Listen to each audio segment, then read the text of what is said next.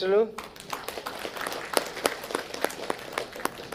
Luar biasa cerita Pak Menteri, sampai dari parkiran ke gedung utama kan hebat. Top, menjadi inspirasi bagi anak-anak Indonesia. Seorang Natalius Pigai, Menteri HAM. Baik, saya berikan kesempatan kepada Ibu Bapak, anggota komisi. Kita berfraksi dulu. Dari PDI Perjuangan, silahkan Mr. Indirecten atau Bang Jamal. Yang lain? Oh ya udah, kita geser dulu. Golkar, Pak Agun. Ada komen? Oh ya, belum. Gerindra? Enggak. Lanjut Pak Anwar Sadat.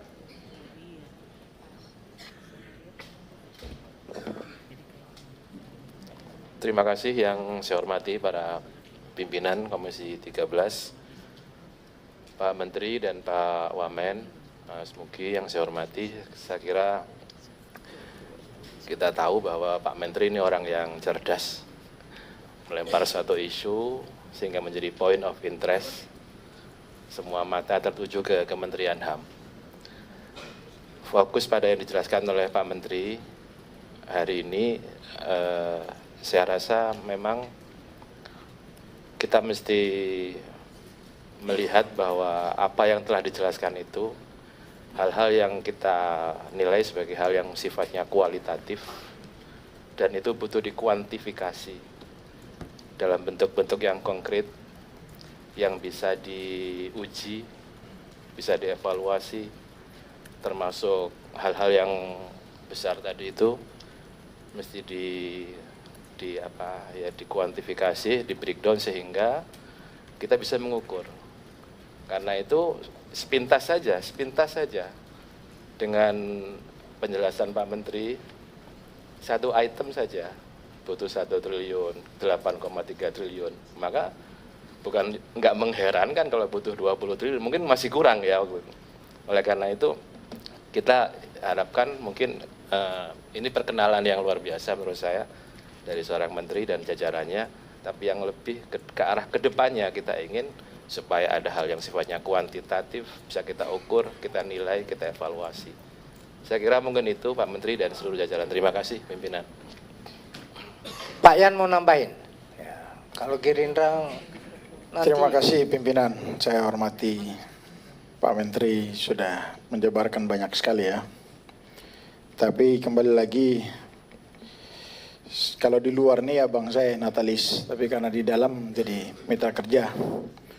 Mungkin saya perlu stressing kembali Pak Menteri, ya harapan dari kami, fungsi tugas Kementerian Hak Asasi Manusia itu sesuai Perpres nomor 18 tahun 2023, ini menjadi rujukan untuk pijakan di mana kementerian ini bisa dibangun dalam berbagai macam aspek program kerja yang akan dicanangkan ke depan, sehingga benar-benar kementerian ini akan berfungsi ya dalam hal menjembatani kebijakan-kebijakan pemerintah dengan berbagai macam dinamika politik, sosial, ekonomi yang terkait dengan masalah hak asasi manusia.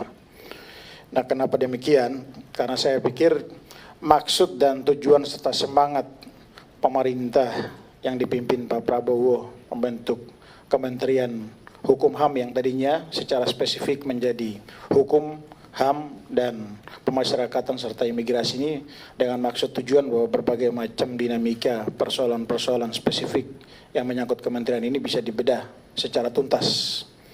Sehingga harapan dari saya mudah-mudahan dengan dibentuknya kementerian khusus yang menangani masalah HAM, berbagai macam komunikasi pemerintah dengan berbagai macam stakeholder atau aktivis-aktivis HAM yang bergerak selama ini bisa dikelirkan dan menjadi kebijakan pemerintah untuk penanganan masalah HAM ini untuk jangka panjang nanti.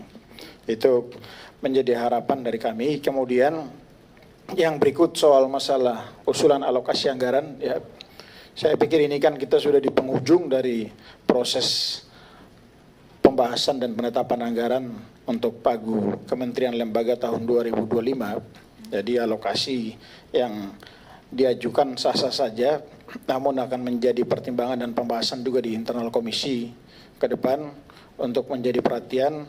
Namun harapan dari saya, ya, mudah-mudahan dengan alokasi anggaran yang tersedia saat ini maupun nanti di tahun 2025 ada output maupun input yang diberikan dari kementerian ini kepada Bapak Presiden untuk menyelesaikan berbagai macam isu-isu HAM yang selama ini membumi dan menyangkut dengan eksistensi daripada bangsa kita di mata dunia. Itu saja yang menjadi catatan dan harapan kami. Terima kasih pimpinan. Terima kasih Pak Yan. Lanjut, fraksi Nasdem. Bang Muslim ada? Pas dulu. Senior, Pak Mahfud ada? Terima kasih Pak Ketua. Yang kami hormatin Pak Menteri.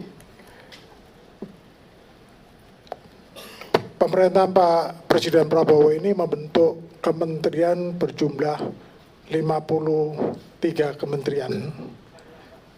48. Ditambah wakil menterinya cukup banyak. Tentunya semuanya ingin membuat program-program dan membangun SOTK-nya, Pak. Ya, kita paham bahwa HAM ini sekarang khusus berkonsentrasi menyelesaikan persoalan-persoalan HAM. Kita akan dukung dengan pembentukan kementerian ini. Kita tahu seperti yang disampaikan Pak Menteri tadi bahwa persepsi hak asasi manusia di Indonesia ini kalau dilihat dari ukurannya adalah paling bawah di Asia Tenggara. Skornya 28. Dibandingkan dengan Timur Leste saja itu skornya 52. Kita akan dukung dengan anggaran-anggaran yang diajukan tadi, tetapi kementerian ini sangat banyak. Membangun struktur organisasi baru, tempat baru, kalau sampai Pak Menteri ini sudah berpikir panjang membangun kantor di setiap provinsi dengan target 23 setiap provinsi ada. Jadi tolong diprioritaskan, tidak semuanya harus dipenuhi dalam waktu jangka pendek ini dengan ajuan yang viral di Pak Menteri ini adalah 20 triliun yang viral ini Pak. Jadi harus berjenjang dan bertahap, tentunya tidak lepas daripada peranan di Komisi 13 ini, mitra kerjanya untuk nantinya juga berkomunikasi dengan Menteri Keuangan. Anggaran kita ini juga pada saat situasi sekarang ini, ekonomi kita ini tidak baik-baik saja, sedang tidak baik-baik saja. Saya rasa ini Pak, untuk dipertimbangkan Pak Menteri, pertahapannya yang pimpinan boleh ditambahkan? Tadi disuruh duluan enggak mau. Inilah kadang-kadang besok, ini terakhir, silakan. Kalau aku suruh dulu, abang duluan. Kan abang pejuang HAM. Iya, terima kasih pimpinan yang saya muliakan, yang saya hormati. Pimpinan beserta para anggota sekalian, Bapak Kementerian Hukum dan Hak Asasi Manusia beserta jajarannya. Saya ada menyampaikan beberapa hal menyangkut dengan Kementerian HAM kita ini. Yang pertama, dulu masa Pak Jokowi menjabat, dia sudah membentuk tim ad hoc untuk menyelesaikan pelanggaran berat HAM selama 10 tahun kepemimpinannya. Salah satunya, beliau membentuk tim penyelesaian non-yudisial pelanggaran HAM berat masa lalu atau PPHAM yang diketuai oleh Menteri Koordinator Politik Keamanan Pak Mahfud. Memang pemerintah memiliki kewajiban untuk melakukan ini berdasarkan Undang-Undang Nomor 26 Tahun 2000 tentang Pengadilan HAM. Namun instrumen ini belum dipergunakan dengan baik. Malah membuat kebijakan yang ada di luar itu. Jadi untuk itu kami mohon Pak Menteri, apakah pelanggaran-pelanggaran HAM masa lalu itu, apa perlu kita tindak lanjuti atau berakhir sampai di situ saja? Saya rasa Bapak tahu, bagaimana pelanggaran HAM berat di masa lalu, terkhusus di dapil kami. Ini di sebelah kanan saya ini termasuk orang yang melanggar HAM berat dulu di sini. Tapi dia udah kembali ke Ibu Pertiwi. Dan sekarang pembela HAM.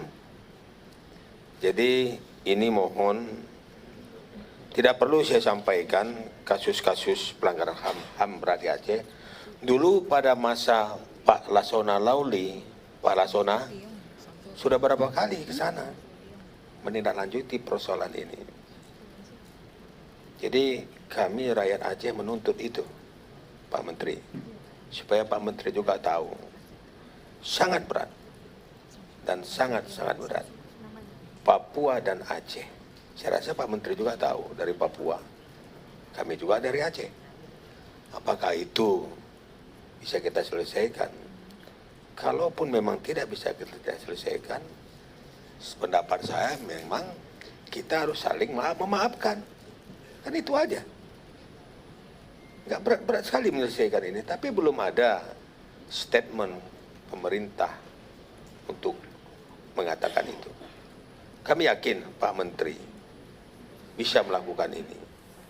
Dari tampilan gaya, dari bentuknya, dari wajahnya, dari cara performanya, saya yakin dengan kepemimpinan Bapak, pelanggaran HAM di masa lalu dan yang masa akan datang akan drastis. Karena saya tahu juga jejak rekam Pak Menteri yang sangat peduli dengan pegiat-pegiat HAM di masa lalu dan masa sekarang. Tolong mohon jawaban Pak Menteri, karena ini kami tunggu-tunggu sudah berapa tahun. Yang meninggal keluarganya juga banyak. Apakah ini termasuk pelanggaran HAM? Jangan kita konotasikan pelanggaran HAM itu terhadap masyarakat saja, tapi korban-korban dari TNI, Polri itu banyak korban-korbannya. Jadi ini pemikiran yang energik. Saya berharap kepada Pak Menteri untuk mensiasati bagaimana menyelesaikan tindak lanjut permasalahan ini. Terima kasih pimpinan. Makasih. Assalamualaikum warahmatullahi wabarakatuh. Itu suara dari Aceh, dari hati yang tulus. Aceh, Papua itu kalau nggak ada Indonesia tuh. Nah. Lanjut, PKB ada? Terima kasih pimpinan. Assalamualaikum warahmatullahi wabarakatuh. Tadi sudah disampaikan bagaimana kondisi HAM di negara kita. Tapi Kakak Pigai harus ingat, saya membaca ada 9 program yang akan menjadi prioritas. Saya minta di tempat pertama ditempatkan bahwa Kakak Pigai harus memberi pemahaman kepada aparatur sipil, siapapun aparatur pemerintah untuk paham dulu tentang HAM ini apa. Jangan masyarakatnya, karena harus diingat, Amnesty International membuat report itu, dari 6 reportnya, itu 5 pemerintah, cuma 1 masyarakat sipil Papua yang bersenjata. Yang lainnya semua pemerintah. Demo ditangkap, ya kan? Apa-apa nih ada nih reportnya. Pengunjuk rasa ditangkap, pro kemerdekaan di penjara, semuanya pemerintah. Jadi mesti memberi pemahaman kepada pemerintah Prabowo Gibran ini bahwa HAM itu nih seperti ini nih HAM. Supaya nanti kalau Kakak Pigai memperbaiki masyarakatnya, tetapi pemerintahnya tidak punya persepsi yang sama, itu nggak bisa. HAM-nya nggak jalan. Karena yang melanggar itu dari 6 report Amnesty International itu, 5 yang melanggar itu pemerintah. Masyarakatnya cuma 1. Yang pertama. Yang kedua, pimpinan, ini kementerian, kalau perusahaan ini bangkrut ini. Karena yang dikerjakannya 30 miliar lebih, biaya untuk mengerjakan 30 miliar itu 48 miliar. Ini kalau kementerian ini bangkrut ini, udah bangkrut. Pilot ini, udah bisa masuk ke pengadilan pilot, ya kan? Pilot ini, belum lagi Kakak Pigai bicara tentang kanwil, macam-macam, ya kan? Ini bangkrut, ini baca aja nih. Pemajuan penegakan HAM 35 miliar. Dukungan manajemennya 48 miliar. Jadi dia mengerjakan 35 miliar, biayanya 48 miliar. Nah, ini bangkrut. Jadi ini klarifikasinya bangkrut. Dan ini menjadi prioritas Komisi 13 untuk segera bicara dari antara kementerian ini dengan kita bicara, kalau enggak ini bangkrut ini, jangankan HAM. Mereka sendiri ini sudah melanggar HAM terhadap dirinya sendiri, bagaimana mau mengurus HAM orang lain sementara mereka ini melanggar HAM, iya kan? Melanggar HAM mereka gitu loh. Jadi ini perlu kita perbaiki. Bukan kita ini bicara uang untuk program, bukan bicara uang untuk fungsi, tapi yang realistis. Jadi jangan juga bikin kementerian, tapi sebenarnya kita nggak punya kemampuan. Jangan itu terjadi. Tapi ini penting, karena dia cita-cita nomor 1 loh ini. Nomor 1 ini. Ini kalau sempat ini hilang ini, jadi 7 nih. Ya kan? Nomor 1 mereka. Jadi jangan sampai mereka ini melanggar HAM terhadap dirinya sendiri. Itu mungkin pesan dari saya, pimpinan. Semoga ini bermanfaat. Bila topik wal hidayah. Assalamualaikum warahmatullahi wabarakatuh. Enggak, wallah torik enggak, ini karena Sumatera. Jadi PKB Sumatera sama PKB Jawa beda ujungnya. Lanjut. PKB juga. PKS dulu. Oke. Terima kasih Ketua. Luar biasa semangat Pak Menteri dalam mengupayakan untuk penuntasan masalah-masalah HAM. Pak Menteri dan segenap jajaran yang kami hormati, persoalan HAM adalah merupakan persoalan yang sangat fundamental. Kemudian kasus-kasus HAM di negara kita masih sangat tinggi, bahkan Pusat Studi Perdamaian dan Anti Kekerasan Universitas Rhode Island Amerika memberikan skor kepada kita sangat rendah sekali. Skornya 28, jauh di bawah negara tetangga kita di Asia Tenggara. Maka ini tentu harus kita jadikan sebagai kesadaran bersama, terutama Pak Menteri dan segenap jajarannya, untuk menyelesaikan kasus-kasus HAM dan sekaligus mengantisipasi biar tidak terjadi lagi ke depannya, sehingga skor kita bisa naik. Syukur-syukur bisa di atas Singapura 82 skornya. Ini tentu menjadi tekad kita bersama dan upaya kita untuk memberikan penyadaran kepada seluruh elemen bangsa termasuk masyarakat kita. Kemudian yang kedua, Pak Menteri dan segenap jajarannya yang tadi juga sudah disinggung oleh Pak Menteri tentang hebohnya anggaran 20 triliun yang diajukan Pak Menteri. Tentu kita semuanya bisa berharap agar seluruh program-program yang akan kita laksanakan itu bisa tercukupi anggarannya. Tapi persoalan kita adalah kemampuan anggaran kita yang terbatas. Sehingga Pak Menteri kami sarankan harus membuat program yang prioritas dari beberapa yang prioritas. Artinya yang sangat-sangat prioritas, sehingga tidak membebani anggaran kita ke depannya.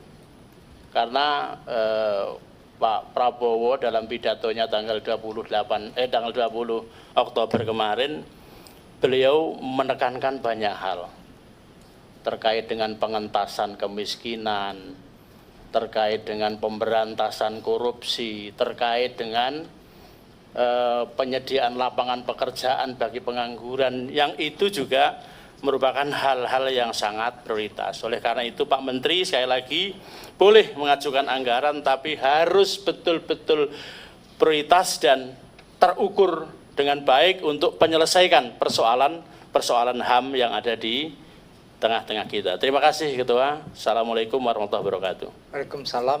Lanjut ke Demokrat. PAN dulu atau Demokrat dulu?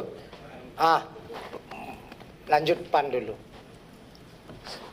Izin pimpinan, sesuai nomor urut perolehan suara, pan dulu begitu. Masuk barangnya. Makasih Pak Menteri, Assalamualaikum warahmatullahi wabarakatuh. Ini saya lihat tadi pemaparan dari Pak Menteri yang telah dipaparkan tanpa teks. Saya pikir, apalagi Presiden kita ini kan backgroundnya militer. Mungkin ke depan ini kita harus lebih, HAM-nya memang harus diperbanyak. Sipil aja presidennya sudah begitu ya, orang kebablasan ngomong, seenaknya ngomong.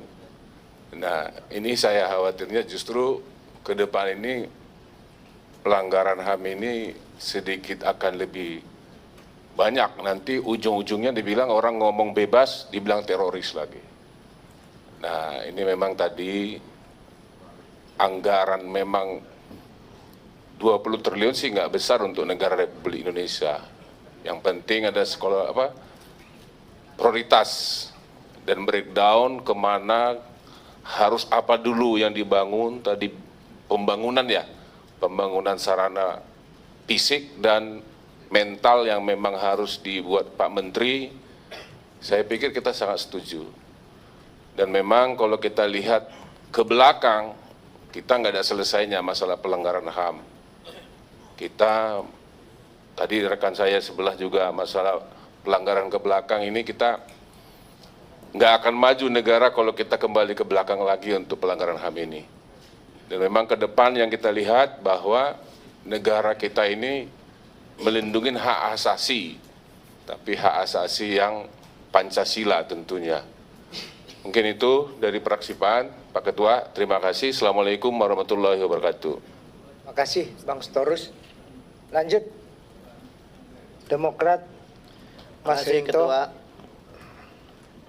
Pak Menteri, Pak Natalius Pigai yang saya hormati, Pak Wamen.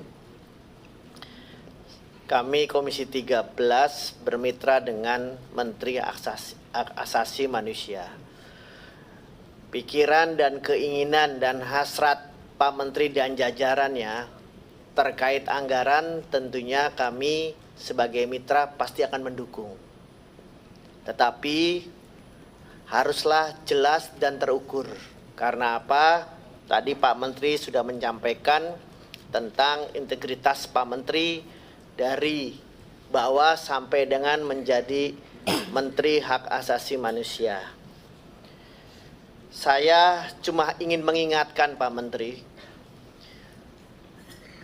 tentang bagaimana penganggaran yang menjadi harapan Pak Menteri 20 triliun itu apabila nanti benar-benar diberikan oleh Presiden dan Menteri Keuangan atau hanya diberikan sesuai dengan yang ada sekarang, tentunya harus didasari oleh undang-undang yang sudah ada, dalam hal ini Undang-Undang Nomor 39 yang ingin sekali hak asasi manusia untuk merevisinya.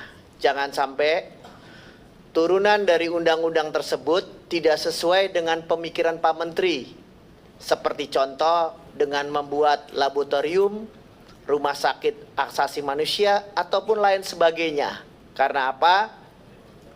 Saya ingin benar-benar tupoksi Menteri Hak Asasi Manusia sesuai dengan aturan dan undang-undangan yang berlaku.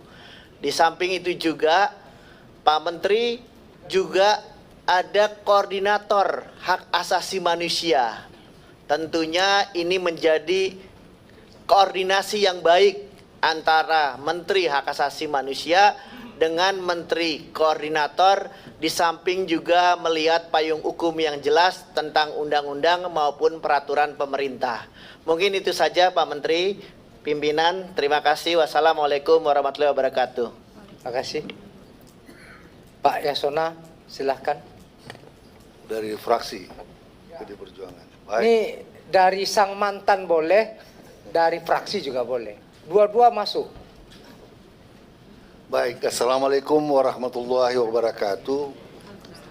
Salam sejahtera bagi kita semua, Om Swastiastu, Namo Buddhaya. Saya menghargai semangat dari Pak Menteri. Sejak awal tentunya tadi dengan penjelasan, dengan latar belakang sebagai aktivis, sebagai orang berjuang di jalur HAM, semangatnya cukup baik dan kita apresiasi. Tetapi semangat aja tidak cukup, Pak Menteri. Ini pengalaman-pengalaman, realitas juga kita harus lihat. Saat ini APBN kita kemarin defisitnya sekitar 600 ya. Tahun depan akan ada jatuh tempo hutang sekitar 800-an. Kondisi ekonomi kita masih dunia, apalagi kalau perang terus terjadi, ini masih banyak pertanyaan-pertanyaan. Maka saya kira apa sebab teman-teman dan banyak masyarakat kaget dan lompatan angka itu sangat besar. Ideal mungkin saja ideal. Tetapi realitas harus juga kita lihat. Kementerian HAM, bagian dari Kementerian Hukum dan HAM, zaman saya, 10 tahun 3 bulan saya, 10 tahun kurang 3 bulan saya di sana. Sekarang tahun 2024 anggarannya itu semua 18,3 triliun. Yang paling besar Direktorat Jenderal Pemasyarakatan dengan hampir 35.000 pegawai existing. Itu Kang Agun tahu lah. Di Jenpas dengan segala kompleksitasnya itu hanya sekitar 5 triliun. Kalau saya tidak silap 5 lebih. Imigrasi dan lain-lain.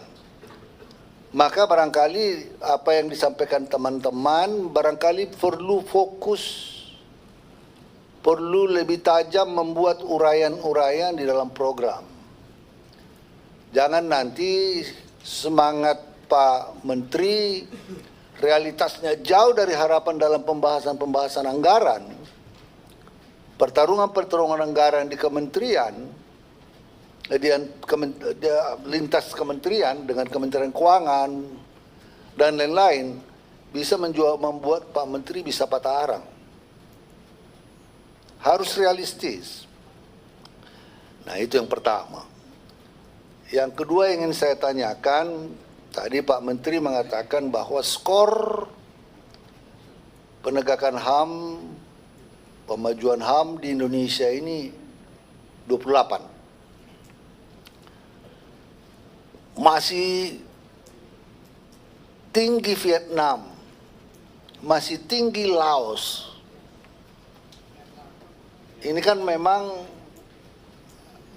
Vietnam kita tahu baru belakangan ini negara komunis tapi ekonominya saya baru berkunjung ke sana, sangat baik sekali. Menurut Pak Menteri, apa yang menyebabkan ini? Apa yang menyebabkan kita tidak bergerak dalam skornya ini? Itu yang pertama. Sehingga nanti bedahnya kasusnya itu bisa kita lihat untuk langkah-langkah ke depannya. Yang kedua, kami, ini ada Pak Dirjen HAM, Dahana, melalui keputusan Presiden nomor 17 tahun 2022, dibentuk tim penyelesaian pelanggaran HAM non-yudisial. Tadi Pak Ayub ya, Pak Ayub menyampaikan kita kick off program itu 13 peristiwa HAM berat. Nah, ini nanti barangkali jangan sampai berbeda pendapat dengan Pak Menko Hukum, Pak Yusril, karena ada statement beliau juga kemarin. Antara Bapak dengan beliau harus duduk bersama dulu supaya ada kesepakatan. Jangan nanti tidak harmoni. Karena ini adalah keputusan pemerintahan yang lalu. Kami dan Pak Menko Polhukam yang sebelumnya untuk pelanggaran ini sudah membuat kerjasama. Ada Presiden mengumpulkan seluruh kementerian lembaga. Jadi pendekatan non-yudisial yang dimaksud tadi dikatakan oleh Pak Ayub, bagaimana masyarakat korban HAM itu mendapat program-program bantuan pendidikan, bantuan ekonomi, bantuan dulu pengalaman kita penyelesaian Talang Sari, kami mulai dengan penyelesaian Talang Sari. Ini ada Pak Dirjen HAM, sehingga model penyelesaian Talang Sari kita lakukan dalam pendekatan non-yudisial. Diberikan pendidikan, bahkan ada waktu itu PNS yang sudah dipecat karena dituduh, kita pulihkan kembali, hak-haknya diberikan. Nah, pendekatan-pendekatan apa yang akan dilakukan oleh Saudara Menteri dan timnya tentang penyelesaian non-yudisial pelanggaran HAM, 13 pelanggaran HAM tersebut. Anggarannya tidak perlu hanya dari Kementerian Hukum dan HAM, BUMN dilibatkan, Kementerian Pendidikan untuk beasiswa kepada keluarga korban, perumahan, Menteri Perumahan, soal pembantuan perumahan. Jadi tidak, bagaimana koordinasi sinergitas antar lembaga dan antar kementerian lembaga bisa digunakan sehingga anggaran yang diharapkan 20 triliun ya mungkin melalui pendekatan-pendekatan lintas sektoral bisa dilakukan. Itu yang kedua. Sebentar Pak Yasona, saya perpanjang dulu. Ya. Tapi ini bukan injury time Pak, nggak ada gol di perpanjang ini. Saya perpanjang sampai jam 12.00 ya, setuju ya? Kedua, nah ini struktur. Jadi dari Kementerian Hukum dan HAM itu sekarang ada Kementerian Imigrasi dan PAS, ada Kementerian Hukum, masing-masing punya wamen, ada Kementerian HAM punya wamen. Nah yang saya kaget semuanya punya kanwil. Ini semua, kalau semua punya kanwil, kantornya, biayanya, aparaturnya. Kalau ada pengangkatan PNS, sekarang kita hanya punya sekitar 100 berapa ya? 180, 188. Kalau diangkat 2000 itu belum tahun ini. Dirancang tahun ini, tahun depan. Tes, baru itu realisasi jadi CPNS akhir tahun 2025. Baru go. Masih CPNS. Mengisi struktur-strukturnya dari mana? Nah, ini supaya Pak Menteri tahan napas. Karena ini mengisi struktur yang banyak ini tidak semudah membalik telapak tangan. 2000 itu berarti dia masih CPNS 3A. Untuk mengisi dua direktorat jenderal, ya, sekjen, irjen, kanwil. Ah, ini yang kanwil berarti kabit-kabit. Saya dengar hanya eselon 2B ya. 2B. Ini tentu membaginya bukan persoalan yang gampang dan konsekuensi anggarannya dahsyat sekali.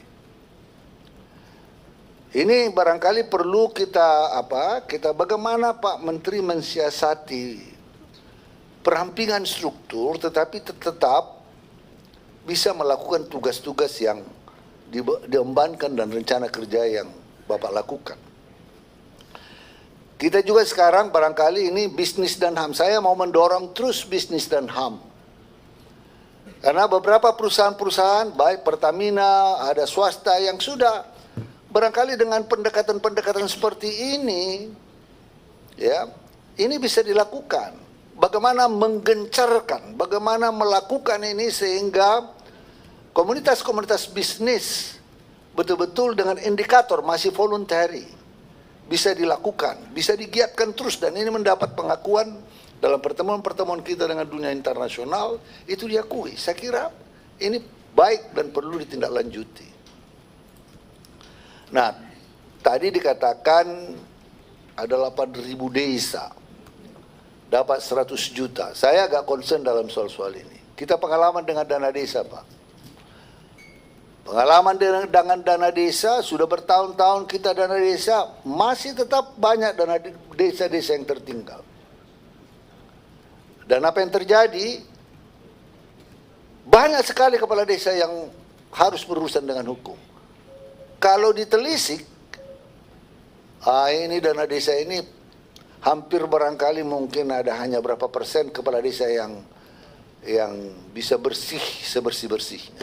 Makanya pada pemilu yang lalu banyaklah kepala desa yang menjadi alat penakut, digunakan dengan alat penakut untuk tujuan-tujuan tertentu dalam pemilu. Tidak usah kita bahas di sini. Kenapa? Itu tadi. Jadi saya mengajak Pak Menteri sebelum sampai ke sana, make it next 3 to 4 years to come instead of doing it right away. Ya. Kita punya program peduli HAM. Ini yang perlu diperbaiki.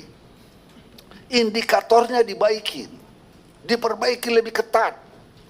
Kemudian kasih reward kepada kota sehingga anggarannya dari Pemda, indikator yang kuat dilakukan oleh Kementerian Hukum dan HAM, dikasih reward kepada Pemdanya yang mendapat kota kabupaten peduli HAM.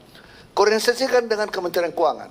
Saya mau bahwa kota peduli HAM mendapat reward seperti yang dilakukan. Kalau dia anggarannya baik, dia dapat insentif. Apakah berapa sekian. Instead of kasih 8 triliun kepada masing-masing kepala desa, hanya sosialisasi. Wah, ini potensial untuk Ciapeng kalau katanya di Medan. Ini sangat, jadi ini memangkas beberapa soal-soal yang perlu kita pertimbangkan. Saya menghargai betul upaya Pak Menteri, keinginannya yang luhur dan kuat itu. Tetapi di lapangan ini sering menjadi persoalan. Nah, yang berikutnya Universitas HAM, rumah sakit tadi sudah diangkat, rumah sakit HAM. Saya kira universitas pendidikan HAM koordinasikan saja dulu menjadi kurikulum di SD, di SMP, buat kurikulumnya didesain oleh Kementerian HAM, ya, tidak memberatkan tetapi dia menjadi model yang baik untuk untuk meningkatkan kesadaran HAM dari awal. Investasinya tentunya menjadi investasi jangka panjang. Jadi dari SD tergantung penilaian, tergantung analisis kita, mulai dari SD kah, SMP kah, SMA kah. Tapi pastilah yang baik itu dari SD, SMP, mungkin nanti apakah melanjut ke seterusnya.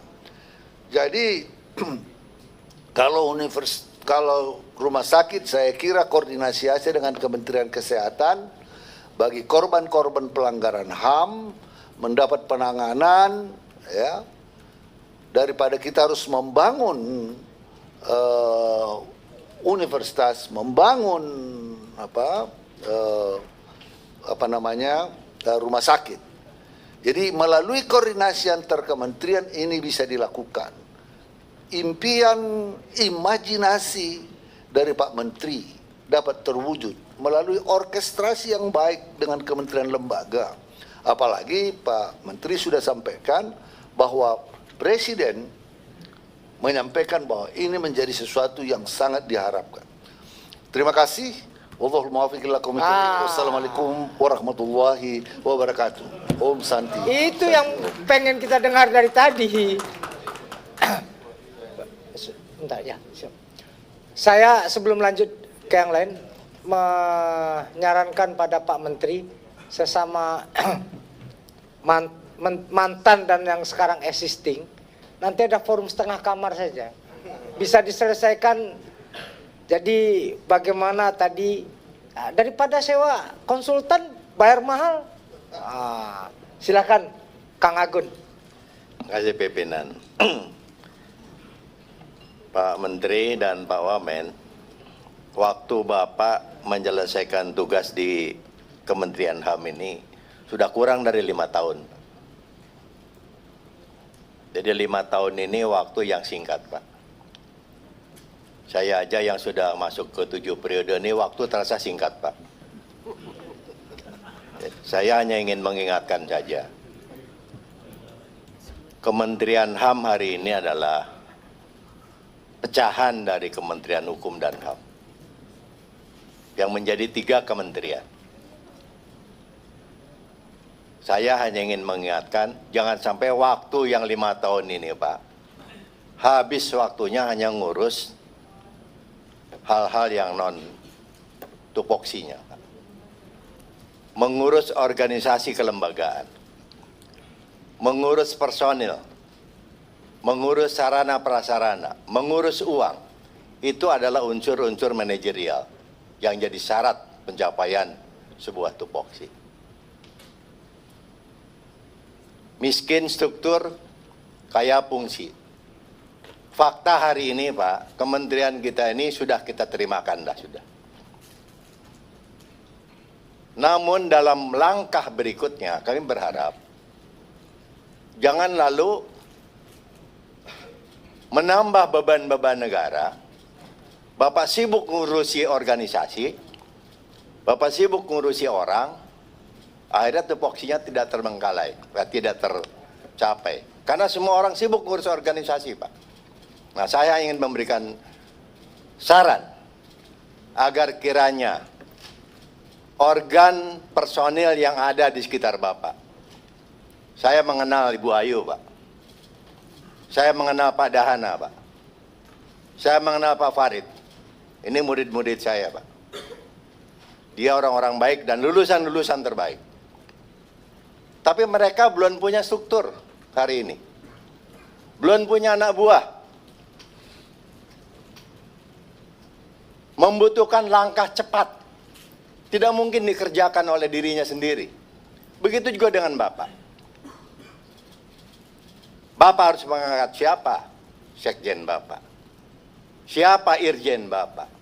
Nah, saran saya, dari 3 kementerian ini paling tidak pada level di bawahnya, Pak, itu masih sering ketemu.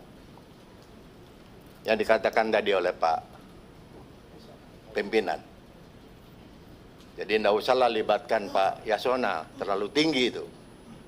Jadi orang-orang yang ada di Kemenkumham, yang sekarang pecah menjadi 3 kementerian, saya minta dalam penyelesaian organisasi ini, tidak jalan masing-masing. Tidak jalan sendiri-sendiri. Ajak orang Kementerian Hukum, ajak orang Kementerian HAM, ajak Kementerian Imigrasi dan Pemasarakatan. Karena sumber daya manusianya itu, Pak, yang diprioritaskan untuk mengisi struktur yang ada ini. Bisa menambah berapa sekjen? Berarti ada 3. Yang tadinya 1, nambah 2. Itjen, jadinya 1, nambah 2. Belum lagi ruangan, Pak. Di pusat sudah pasti itu. Tadinya hanya ada 1 menteri. Sekarang jadi ada Menko. Saya bisa bayangkan lagi Kanwil, Pak, nanti. Kanwil itu ada Kakanwil. Ada kepala divisi. Divisi Administrasi Umum. Divisi Pemasarakatan. Divisi Pelayanan Hukum dan sebagainya. Itu kalau dibelah, mana yang mana HAM, mana yang hukum, mana yang imigrasi dan pemasarakatan. Nah, di situ saja sudah butuh ruangan.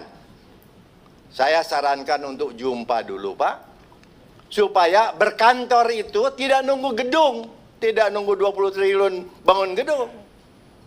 Kalau perlu bangunan yang ada di Kanwil Provinsi itu, ya sudah, pakai pelanggannya aja dulu. Kanwil Hukum, Kanwil HAM, Kanwil ini. Orangnya ambil, copot saja, Pak. Jangan ada. Nah, sehingga dengan demikian, menurut hemat kami, jangan juga menambah struktur yang ada di bawahnya. Disamakan, tidak, Pak. Organisasi itu diadakan di atas dasar beban kerja, job analysis. Tidak perlu Kanwil mengikuti provinsi kalau memang tidak ada kerjaannya. Seperti pemasarakatan dengan imigrasi, jumlah Kanwilnya pasti berbeda. Karena lapas UPT-nya begitu besar, personilnya begitu banyak, imigrasi ada yang tidak ada pelayanan jasa keimigrasian. Karena memang di gunung. Mau ngurusin paspor siapa di gunung? Saya kira ini yang saya sarankan, Pak. Manfaatkan tenaga pendamping Bapak yang ada ini, orang-orang baik, Pak, untuk diberikan penugasan, berjumpa, bertemu dengan di Kementerian Imigrasi Pemasyarakatan, di Kementerian Hukum, supaya mereka tidak tarik-menarik orang, Pak. Pasti rebutan. Pasti ada satu orang yang diminta kemari, ada yang diminta kemari, lebih baik dirembukan, Pak. Demikian, Assalamualaikum warahmatullahi wabarakatuh. Terima kasih Kang Agun. Lanjut ke Bang Andreas. Habis itu Pak Sugiat. Bu Dewi ada? Oke. Cukup. Silakan Bang Andreas. Baik, terima kasih Pak Ketua, pimpinan, anggota Komisi 13 yang saya hormati. Ini ada menteri sebenarnya, saya harus panggil dia. Karena kakak menteri dia saya lebih tua jadi. Dan juga Mas Wamen serta seluruh jajaran yang saya hormati. Terus terang, salah satu atau salah dua, salah satu menteri ketika diumumkan kabinet kemarin yang saya senang dan saya bangga itu Natalius Pigai. Dengan ceritanya yang tadi sudah disampaikan, terus terang waktu saya senang dan saya bangga gitu bahwa Natalius kemudian jadi menteri. Karena saya tahu ceritanya juga gitu.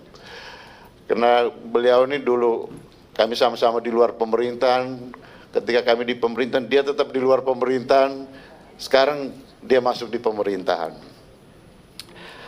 Nah, yang saya ingin, dan saya tahu juga gitu, bagaimana kemarin ketika baru mulai start hari pertama atau hari kedua lah, ini Pak Menteri ini sudah teriak soal 20 triliun tadi. Itu strategi ini, aktivis itu kan, membuat ini eye catching biar media itu perhatikan, saya sudah jadi menteri sekarang. Tapi gini, apa yang tadi sudah Bang Loli sampaikan, Pak mantan menteri, Pak senior Kang Agun, juga teman-teman tadi sampaikan, ketika kita ada di tempat, dulu ketika kita ada di dunia aktivis, ketika kita ada di, ya sekarang ada di dalam, di jajaran pemerintahan, tujuannya sama. Tujuannya sama. Saya kira teman-teman tidak akan berubah dari bagaimana perjuangan yang teman-teman lakukan selama ini. Baik Mas Menteri, baik Bung Natalius maupun Mas Menteri. Tujuannya pasti sama, saya yakin itu. Tapi mungkin ya, mungkin. Dan saya pikir strateginya yang harus berubah. Strateginya yang harus berubah untuk mencapai tujuan itu gitu. Dan juga bagaimana implementasi cara dari strategi itu. Karena apa? Karena kalau kita bicara seperti yang Pak Natalius sampaikan kemarin, artinya masih sama. Saya menangkap itu masih sama gitu. Ketika Bung Natalius di luar, Bung Natalius bicara hal yang sama dengan suara yang sama gitu. Saya pikir sekarang ya nanti kita bicara lebih serius nanti kemudian, tapi harus mulai dari dalam. Karena toh kita tahu baik di Indonesia maupun di dunia ini HAM universal itu selalu berhadapan dengan kekuasaan. Dan kekuasaan itu sumbernya ada di dalam siapa yang memegang kekuasaan itu gitu. Nah, bagaimana sekarang, apa itu lihat ke belakang atau lihat ke depan nanti? Hari ini dan ke depan. Saya kira fokuskan pada aspek-aspek itu. Fokuskan pada aspek-aspek. Salah satu contoh yang tadi disampaikan oleh Bang Lalu tadi, ketimbang kita berpikir soal ya membangun kampus yang besar, kenapa tidak masuk di dalam dunia pendidikan? Ketika kita bicara soal bagaimana efisiensi pemerintahan, kenapa tidak masuk ke dalam aspek memberikan reward pada pemda-pemda gitu. Jadi kementerian ini menjadi apa? Lebih menjadi stimulator, bisa fasilitator, stimulator, motivator, ketimbang dia harus menjadi ya eksekutor langsung. Saya juga khawatir nanti ini tumpang tindih dengan apa yang sudah dilakukan oleh teman-teman Komnas HAM. Yang dulu Bung Natalius juga sendiri ada di situ gitu. Saya kan tahu juga waktu ketika mau masuk jadi Komnas HAM kan saya tahu ceritanya Bung Natalius ini. Jadi ya dalam hal ini saya kira satu hal penting pertama kita clearkan dulu gitu urusan dengan Komnas HAM, apa yang dilakukan oleh Komnas HAM karena ini kementerian baru kan. Kemudian dengan Kementerian Kemenkumham. Kebetulan sama-sama ada di mitra Komisi 13. Sehingga nanti teman-teman di lapangan juga tidak baku ambil di lapangan nanti. Saya khawatir juga nanti di lapangan antara Komnas HAM dengan Kumham ini kita baku gesek kan. Nah itu yang nanti jadi tumbang tindih. Saya harap tidak dan saya pikir lebih baik dari awal kita berpikir ke sana. Kemudian yang berikut tadi soal bagaimana dulu kita di luar, kita bicara dan kita melakukan ini dengan strategi yang pernah teman-teman lakukan. Sekarang harus ketika ada di dalam strateginya harus berubah menurut saya gitu. Kita bisa berbeda dan berdebat soal itu, tapi cara ini harus kita lakukan sehingga dengan demikian kita efektif untuk tujuan yang saya yakini tidak berubah di kawan-kawan.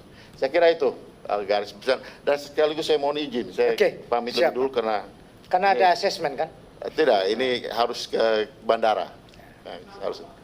Saya harus ke bandara juga. Ya. Sama Pak Pimpinan, kami dua tujuannya sama, setelah itu saya ke bandara. Oke, siap. Baik, Jadi baik. sebelum Pak Sugiat, nanti Pak Menteri dan jajaran Pak Wamen nanti jawabannya tertulis saja. Karena apa? Karena kita habis ini lebih sering bertemu ya. Karena tadi Bapak Menteri bilang selama ini HAM terdapat tempat toh. Nah, jadi biar dapat tempat sering-sering ketemu. Kalau perlu seminggu 2 kali ya. Ya puasa Senin Kamis. Lanjut Pak Sugiat.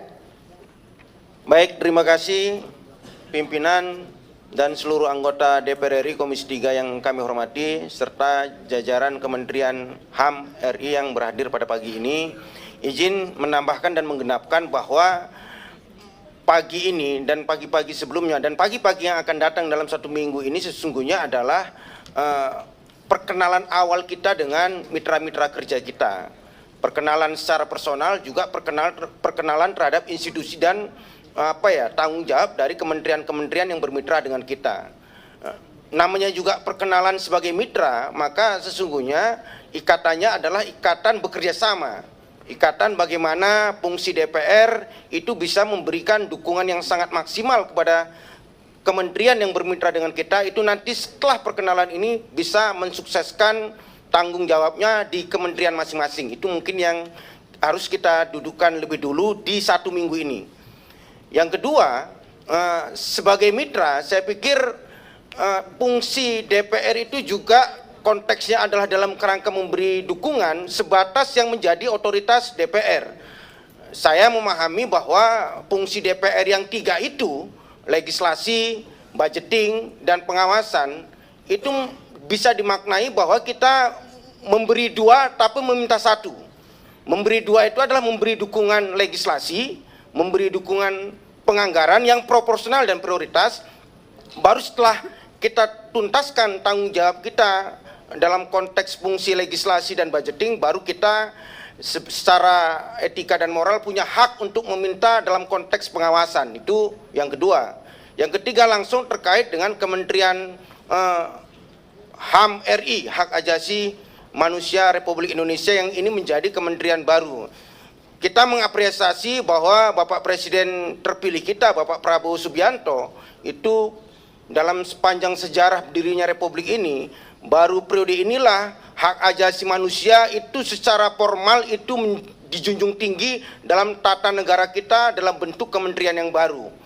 Ini saya yakin dan percaya bahwa tujuan dan target Bapak Kementerian kita agar Indonesia yang tadi disampaikan oleh Kakak Menteri, Kakak Natalius Pigai, itu masih sangat rendah persepsi hak asasi manusianya dibandingkan negara-negara lain, itu bisa menjadi tinggi, bahkan mungkin bisa menjadi pionir dari penegakan hak asasi manusia di tingkat global. Saya pikir semangat Pak Presiden seperti itu.